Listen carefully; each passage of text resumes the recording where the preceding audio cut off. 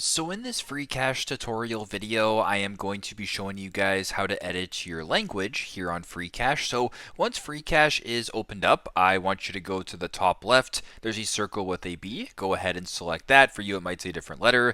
That is just simply the letter of your username.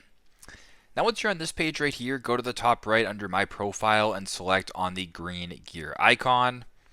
Once you're here at the bottom where it says settings, simply go ahead and select your language. So for me, if I wanted to change this from English to another language, I could go ahead and select my language, make sure that language is saved, and then you can go ahead and proceed that way. So pretty simple, pretty straightforward. That is how to edit your language or how to change the language of your account here on Freecash. Thanks again for watching, and I hope this video helps.